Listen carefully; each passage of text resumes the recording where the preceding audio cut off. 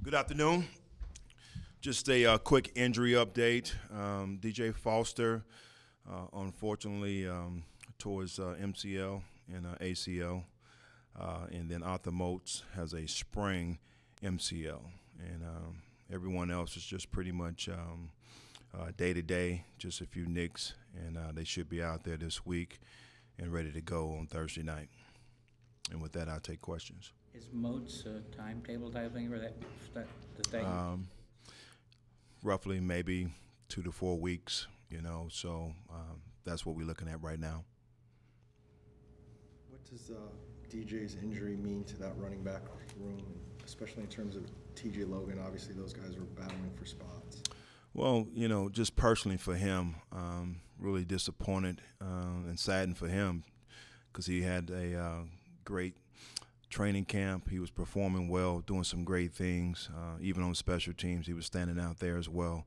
Had some good runs last week, and it's a major hit to the room. Anytime you lose a guy, I think is disappointing, and the guys feel it as well. But we just got to be able to step up in that room and continue to move forward. I think Chase did some good things last night, and I'm very excited about that. But definitely unfortunate for DJ.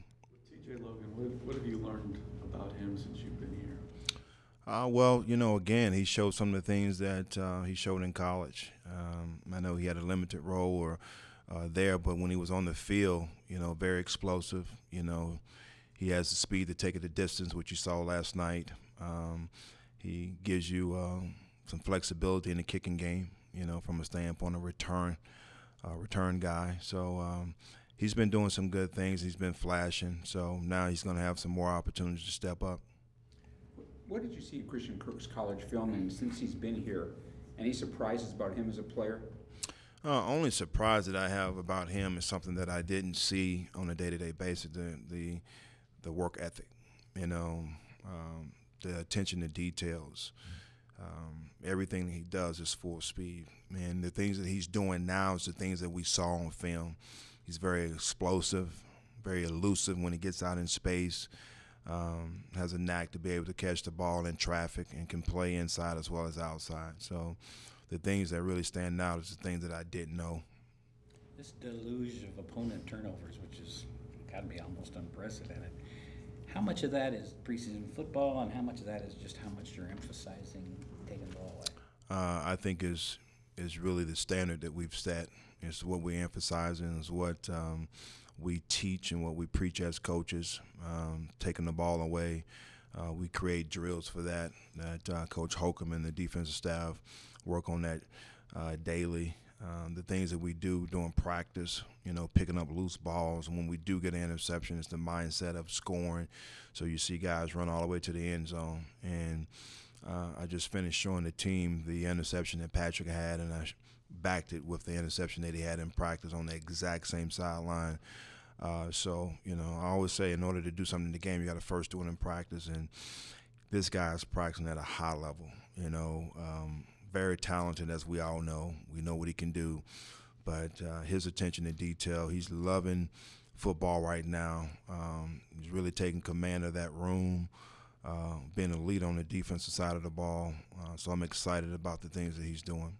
You said last night he's loving football, and you said that again today. I know you weren't here last year, but has he expressed to you any sort of difference in terms of how much fun he's having or enjoyment, and why that is? I can just tell in his demeanor, and how he's out there practicing. This guy's vocal.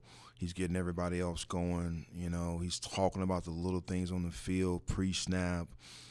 He's echoing the things that the coaches are communicating, and he's really that extension of the coaches on the field. And I told him last week, I said, man, you just like you're having fun out there. And he just started smiling, so it's good. He seems to love having this opportunity to use his eyes to make plays ahead of me. Well, everybody expressed when we first got here about the defense and how you're taking him out of his element. We play a lot of man, in what we do. We pressure a lot. Sometimes it's man pressure, sometimes it's zone. I think being able to give him the ability to do both, and because he's so good with his eyes, he understands route progression. He can anticipate and get a jump on the quarterback. You saw that last night. So this is only going to enhance this game to me. What will be the factors for you in terms of deciding whether or not to play Josh? Would it just be health? Are there other factors involved for you? Well, health is one, and then also just his ability to make sure he keeps his timing, and those kind of things as well. We want to make sure that he has an opportunity to go out there and keep the mechanics and the things that we've expressed throughout training camp and the things that he's built upon so far. I don't want him to lose that. So I'm still debating right now whether or not he's going to play, and if he does, how much. Did you hold your breath at all when Sam came in? Josh, no, and I expressed that last night because I understand it's part of football, but I am happy that he came out healthy, and I think, you have to ask him this, but I think that he feels good about it now, not about the sack itself, but just actually getting hit and then being able to get back up. I think you get the jitters out. Josh Bynes in line to play in nickel as well as base when the season starts at this point? Yes, we're looking at some different things, from a standpoint of mixing guys in, from Reddick being in there with base as well as nickel, and likewise Josh Bynes. What did you see from Dayon? It seemed like he got his money's worth from the time he was playing like yesterday. Well, I think, again, it's just putting a demand on him to perform better, expectations, and letting them know that we've been counting on him.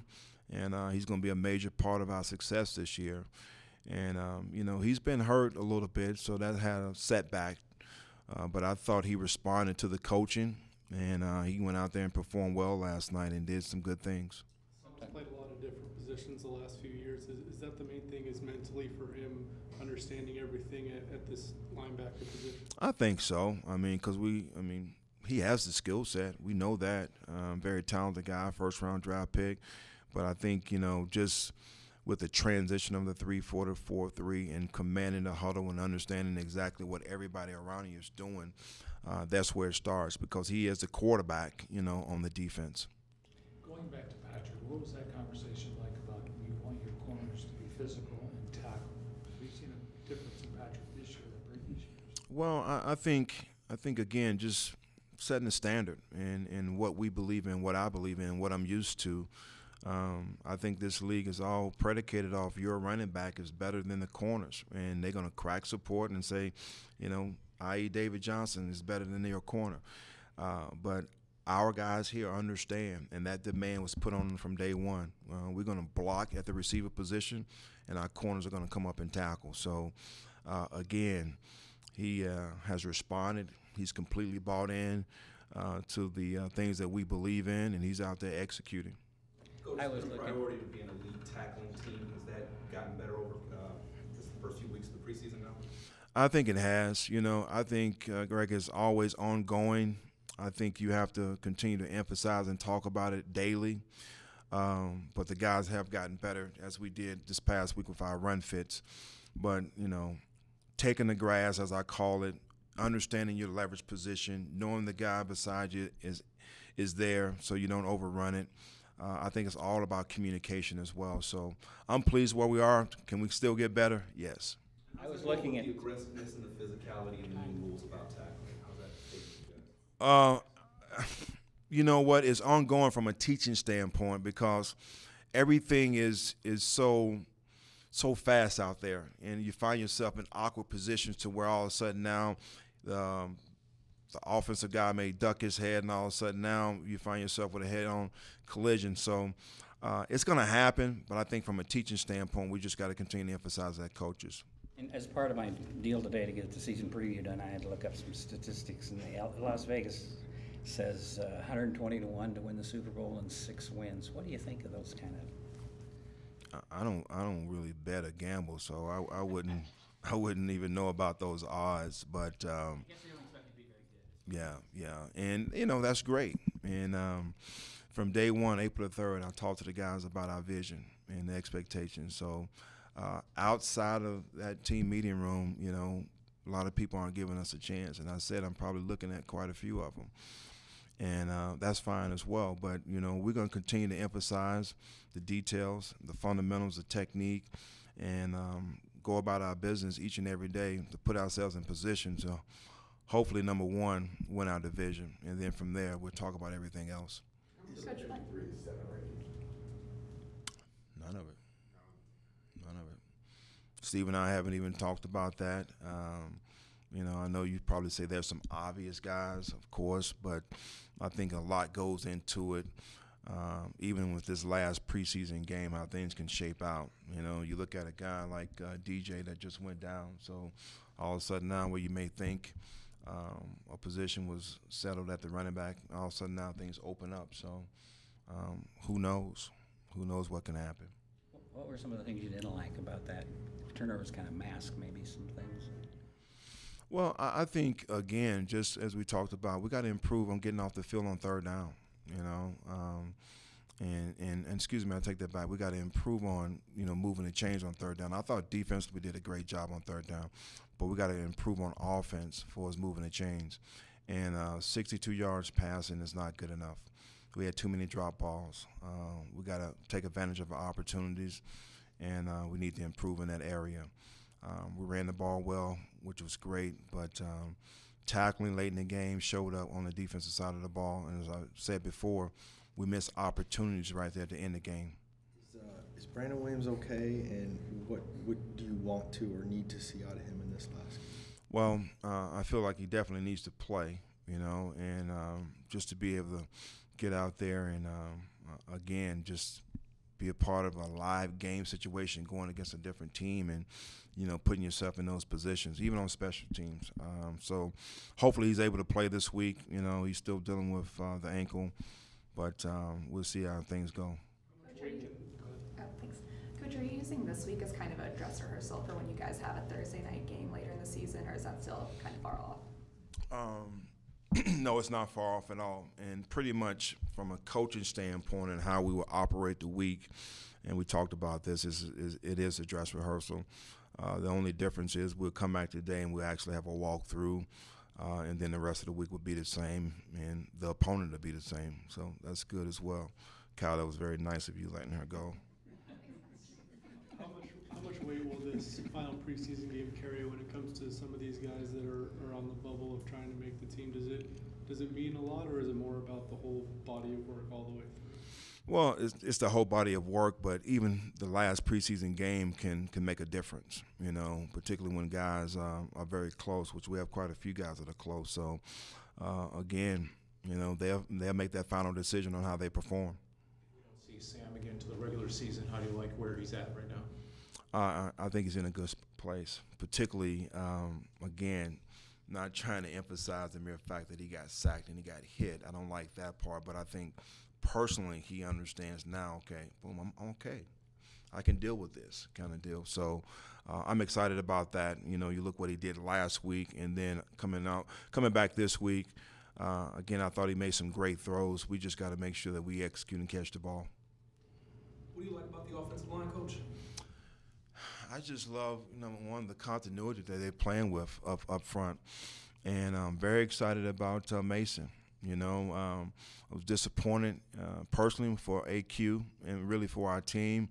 But this young man has stepped in there and he's doing a tremendous job. And the great thing about it that they're working together, you know, great communication. With the guards pushing it all the way out to the tackle. So those guys do a good job coming off the ball, you know, and creating a new line of scrimmage and getting to the second level. So we got to continue to run the football. What's your overview on your special teams, especially the coverage units? I thought we played with tremendous effort last night. You saw the speed. You saw guys getting down the field and making things happen. We were there for the opportunities when the ball was on the ground. I thought, for the most part, our tackling was a little inconsistent. We need to improve there. We did improve on our hands, unlike what we did in the last game against the Saints for us getting off blocks. But I think Jeff Rogers has done a tremendous job with the special teams, and those guys are playing well. At receiver, did you get any more clarity or separation last night?